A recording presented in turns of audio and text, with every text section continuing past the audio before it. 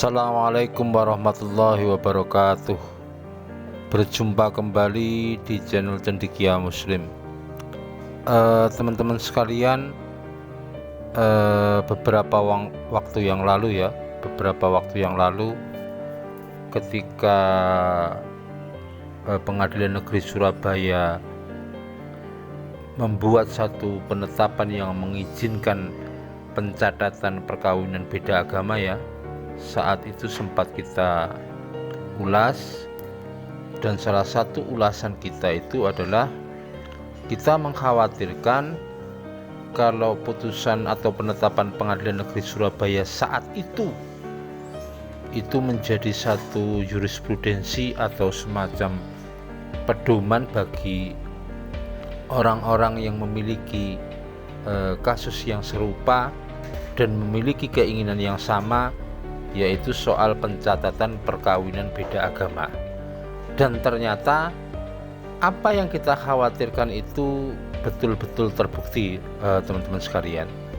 Jadi kalau kita melihat sebuah pemberitaan ya dari Detik Jatim ya, pada hari ini ya, Rabu 6 Juli 2022, ada sebuah berita bahwa Pengadilan Negeri Surabaya kembali menerima permohonan pencatatan perkawinan beda agama. Ini merupakan kasus yang kedua yang diterima oleh Pengadilan Negeri Surabaya. Berdasarkan data yang ada, permohonan ini terregister dalam SIPP ya, nomor perkara 1500/PDTP/PDTP/2022 PN Surabaya. Permohonan pencatatan pernikahan beda agama kali ini diajukan oleh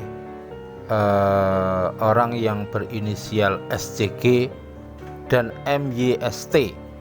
Kita nggak tahu ya di antara keduanya mana yang Islam dan mana yang non Muslim. Kita nggak tahu ya mana yang Muslim mana yang non Muslim, kita nggak tahu. Yang jelas berdasarkan berita yang ada, keduanya ini agamanya berbeda begitu. Dan seperti biasa ya, petitum atau permohonan yang diajukan itu diantaranya ya, mengabulkan permohonan para pemohon untuk seluruhnya, memberikan izin kepada para pemohon yang berbeda agama untuk melangsungkan pernikahan beda agama di kantor Dinas Kependudukan dan Catatan Sipil Kota Surabaya. Yang ketiga, memerintahkan kepada pegawai kantor Dispenduk Capil Kota Surabaya untuk melakukan pencatatan tentang perkawinan beda agama. Jadi ini semacam menapak tilasi adanya penetapan beberapa waktu yang lalu, teman-teman sekalian. Jadi ini memang situasinya sangat mengkhawatirkan ya. Apa yang terjadi dahulu kemudian dijadikan satu jurisprudensi atau satu pedoman atau sesuatu yang bisa ditapak tilasi bagi mereka-mereka yang punya kasus dan keinginan yang sama. Teman-teman sekalian, yang menarik kali ini permohonan pencatatan perkawinan beda agama ini seiring dengan proses persidangan pengajuan uji materi Undang-Undang Perkawinan ya ke Mahkamah Konstitusi. Ini yang dilakukan oleh warga Papua yang bernama Ramos PTG ya, karena dia beragama Katolik, kemudian kekasihnya beragama Islam, kemudian yang bersangkutan melakukan permohonan uji materi ya, uji materi pasal berapa ya ini? Pasal 2 ayat 1 dan ayat 2 dan pasal 8 huruf F Undang-Undang Perkawinan ya. Pada intinya kepingin para pemohon ini agar mendapatkan sebuah payung hukum atau legalitas bahwa mereka bisa melangsungkan perkawinan beda agama ya. Intinya seperti itu. Ini diuji dengan ketentuan pasal 29 Undang-Undang Dasar tahun 1945 ya. Jadi kalau Mahkamah Konstitusi itu menguji pasal-pasal yang ada di undang-undang, diuji dengan undang-undang dasar. Itu kalau Mahkamah Konstitusi seperti itu. Salah satu yang menjadi alasan pemohon yang ada di MK ini adalah prinsip kemerdekaan dan kebebasan agama disamakan dengan prinsip membolehkan perkawinan beda agama. Kemudian sebagai pihak yang berkepentingan juga ya dalam hal ini pemerintah, di persidangan Mahkamah Konstitusi sudah membuat satu tanggapan ya, intinya dari pihak pemerintah itu bersikap tegas tidak memperbolehkan perkawinan atau pernikahan beda agama ya, tidak diperbolehkan, itu dari pemerintah. Pendapat pemerintah ini disampaikan oleh Kementerian Hukum ya, Menkumham lah, Bapak Yasona Lauli dan stafnya ya.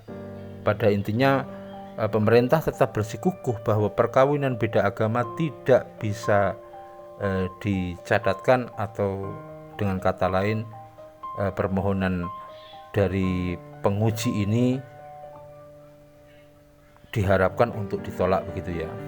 Jadi tafsir dari pemerintah itu tidak mungkinlah di negara yang berdasarkan Pancasila dan Undang-Undang Dasar tahun 1945 atas dasar hak asasi manusia dan kebebasan setiap orang sebebas-bebasnya melakukan perkawinan beda agama.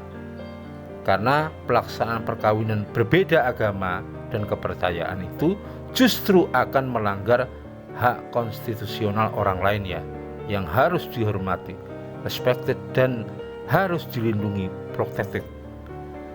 Jadi tafsir pemerintah seperti itu. Pada intinya pemerintah tidak menyetujui atau menolak adanya keinginan dari warga negara yang ingin melakukan atau melaksanakan perkawinan beda agama. Itu teman-teman, jadi menarik ya, ketika PN Surabaya menerima pendaftaran tentang permohonan pencatatan perkawinan beda agama, sementara di tempat yang lain Mahkamah Konstitusi sedang bersidang. Kalau dari aku pribadi ya, aku berharap bahwa dari MK segera ada ketegasan bahwa perkawinan beda agama itu tidak bisa dicatatkan.